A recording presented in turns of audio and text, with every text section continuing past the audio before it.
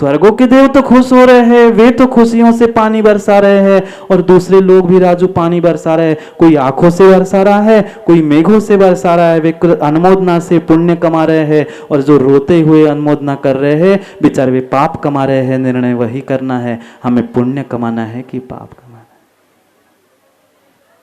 वे स्वर्गों के देव भी बिल्कुल बिल्कुल जय भैया, अब तो पक्का निर्णय हो गया हमारा। ये पंच कल्याणक देवेंद्र पंडित जी, जो आपकी इच्छा थी, वह मल्लीनाथ भगवान का पहली बार जो पंच कल्याणक हमने इस सूर्य नगर में मनाया।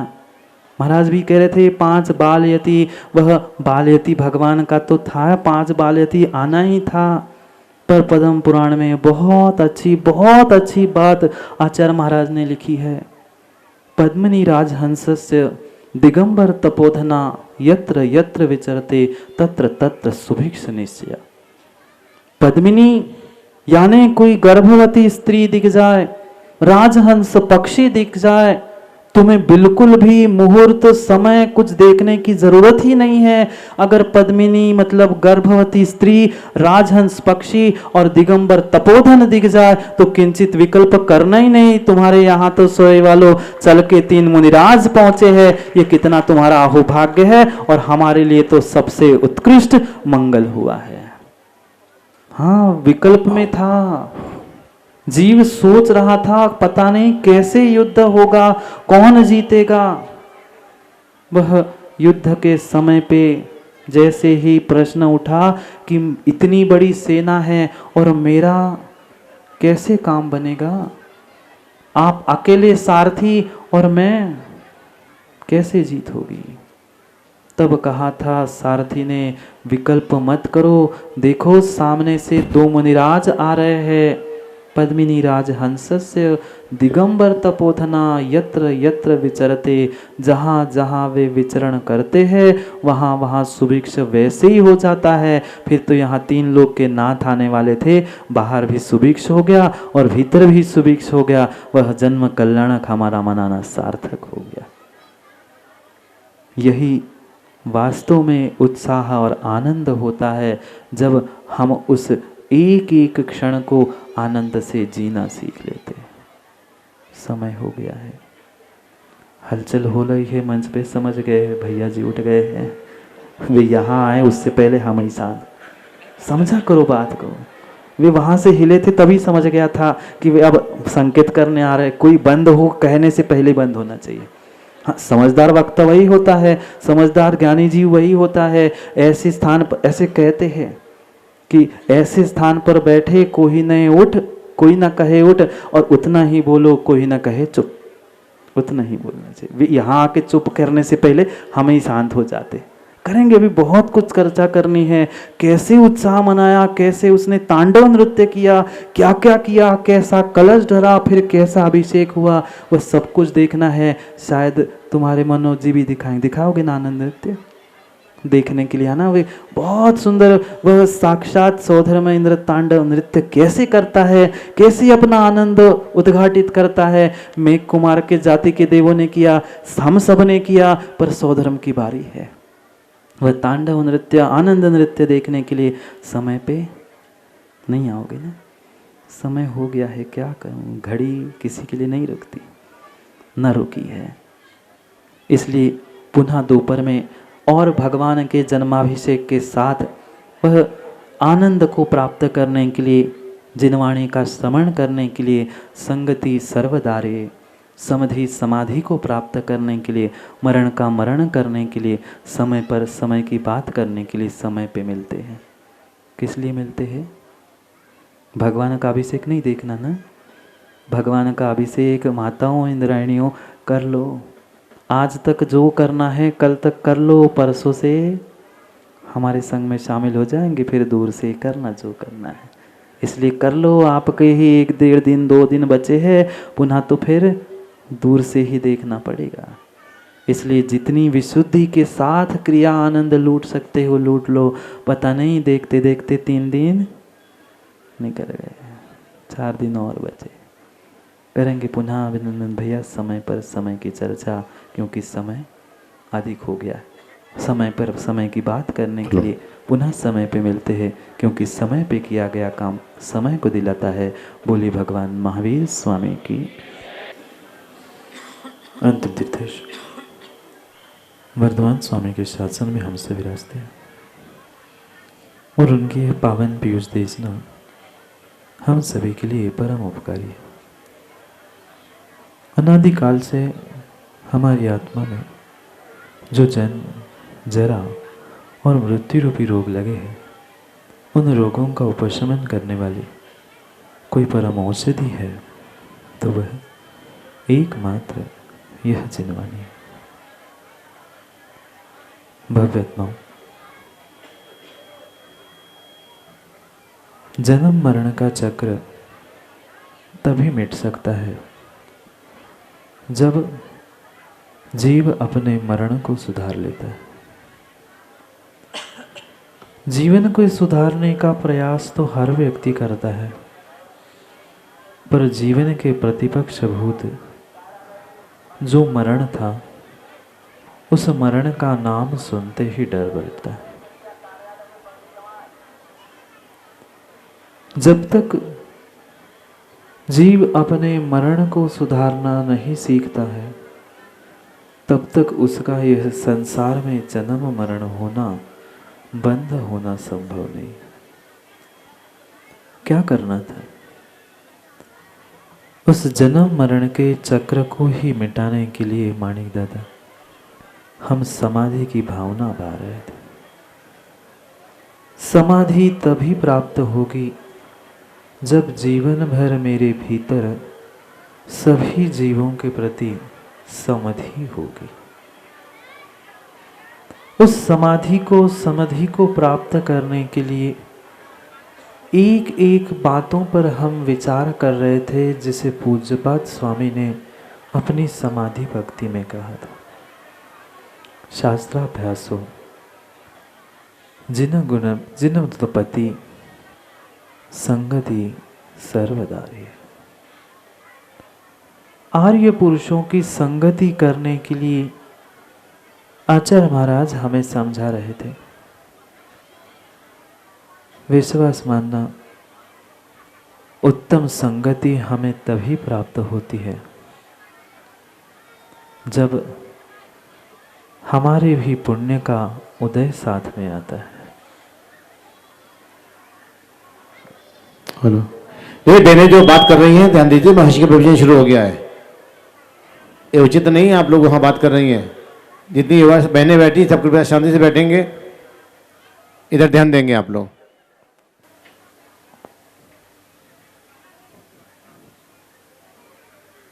संगति सर्वदारी। कितना बड़ा अहोभाग्य उस जीव का, उस पुद्गल द्रव्य का भी है। एक पानी जल नाली में बहता है और दूसरा जल लोग अपने माथे पर लगा लेते। वह उस एकेंद्रीय जीव का भी पुण्य हुआ करता है। कौन सा एकेंद्रीय जीव? संतोष पंडित जी, जल जो जड़ कहलाने वाला, जिस एकेंद्रीय जीव का पुण्य का उदय आता है, वही एकेंद्रीय जीव जल भगवान के मस्तिष्क पर ढोकर गंधोदक बन जाता है। संगति समझ रहे थे। दुर्जनों की संगति करोगे तो दुर्जन बनोगे और सज्जनों की संगति से सज्जन बनोगे। क्यों भगवान के देवशास्त्र गुरु के चरणों में बैठने की बारंबार बात की जाती है? जिन्हें भगवान बनना है, परमात्मा बनना है, उन्हें परमात्मा के चरणों में बैठना सीखना होगा, उनकी संगति प्राप्त करनी होगी। क्या उस पांडुक शिला का पुण्य होगा? अभी आप लोगों ने देखा अभिषेक कहाँ पर हुआ था? किसी मंच पर, किसी सामान्य पत्थर पर, किसी सामान्य पहाड़ चोटी पर नहीं।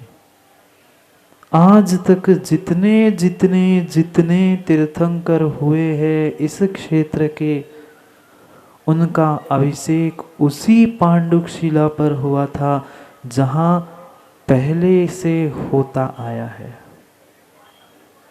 कितना वो भाग्य उस एकेंद्रीय जीव का क्या है।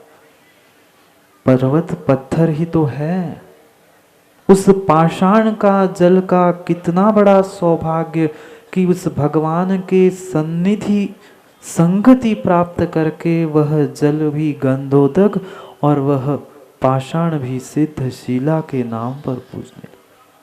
वो सिद्ध शिला तो सिद्ध बने, वो तो है ही। जिस पांडुक शिला पर पांडुक वन में आपने भगवान का भी अभिषेक देखा, वहां भी सिद्ध शिला है पाषाण की,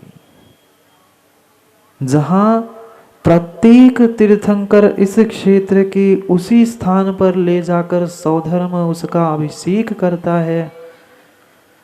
किससे?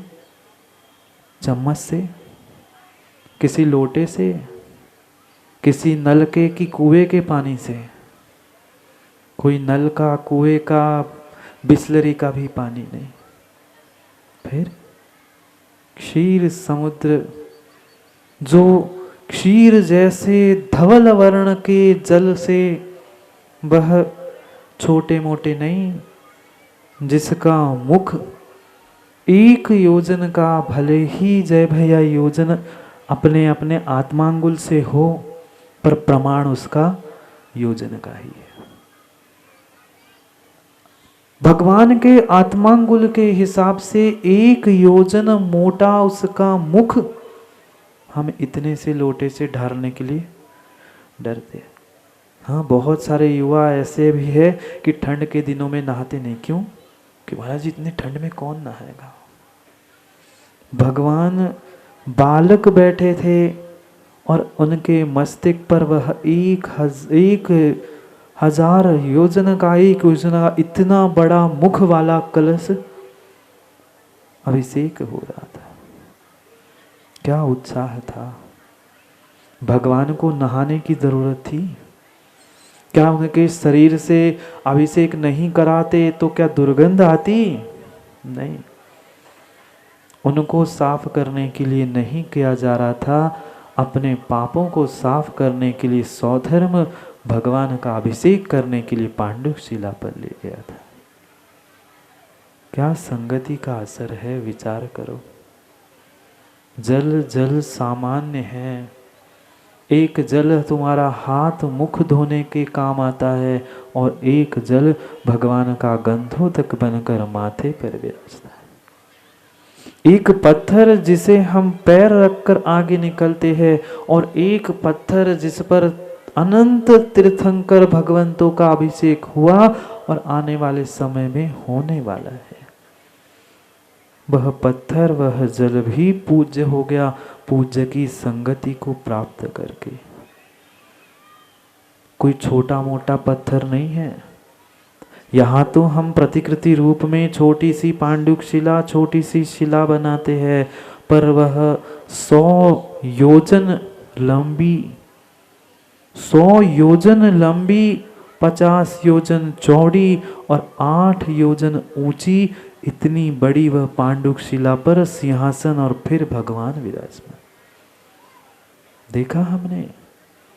वह पानी किसी पत्थर पर, मिट्टी पर बहता है तो मिट्टी के रंग का हो जाता है। यहाँ तो साक्षात तीर्थंकर के माथे पर, अभी तीर्थंकर बने नहीं थे, बालक तीर्थंकर के माथे पर जैसे ही वह क्षीर समुद्र का पानी ढुरा, लिखने वालों ने पुराणों में बहुत सुंदर वर्णन करते हुए लिखा कि ऐसे लग रहा था, ऐसे लग रहा था कि मानो वह क्षीर समुद्र का पानी नहीं, बहने वाली नदी ही बहते बहते पूरे उस पांडुक वन में सुमेरु पर्वत पर सुमेरु के उस क्षीर समुद्र के जल को लेकर वही क्षीर समुद्र बन गया।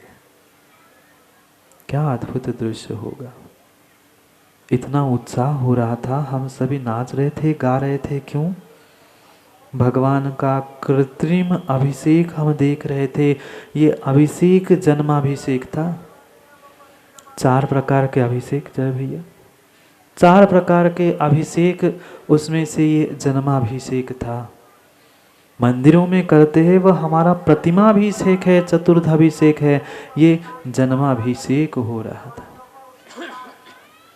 वैसे कहीं पुराणों में व्याख्यान नहीं है कि निर्ग्रंथ मुनिराज अभिषेक देखने पहुंचते हैं।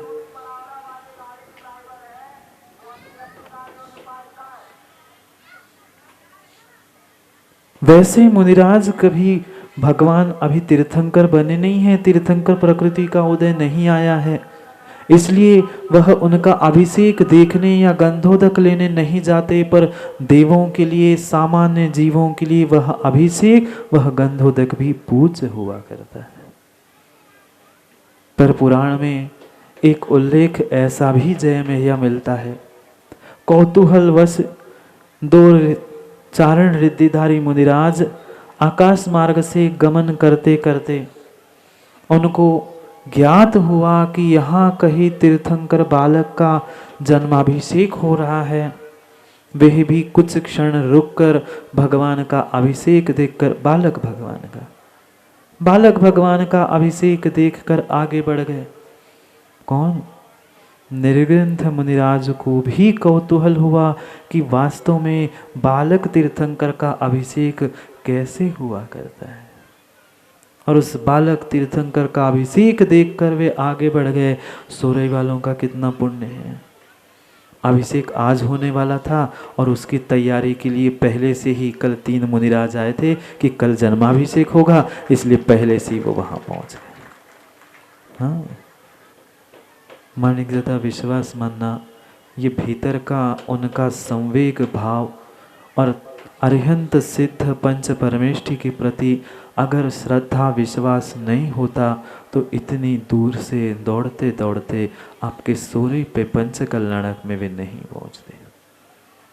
वे उनके भीतर की श्रद्धा की, यहाँ तो ऐसे खोटे काल में, ऐसी ठंड में जीव भगवान का पंच कल्याणक मना रहा है, और हमारा हो भाग्य है कि हमें साक्षात वहां बैठकर भगवान के उस पंच कल्याणक देखने का मौका मिल गया। कितनी कितनी वह पानी की बूंद की महिमा गाए, कितनी उस शिला की महिमा गाए कि एक छोटे से बनने वाले तीर्थंकर की संगति कुछ समय की, कोई महीने 2 महीने बैठे थे भगवान नहीं, पानी ऊपर से डाला नीचे हो गया, पर इतना सा पानी का संसर्ग जैसे ही उस पानी ने भगवान का किया, भगवान के शरीर का किया, वह जल भी सुगंधित हो गया।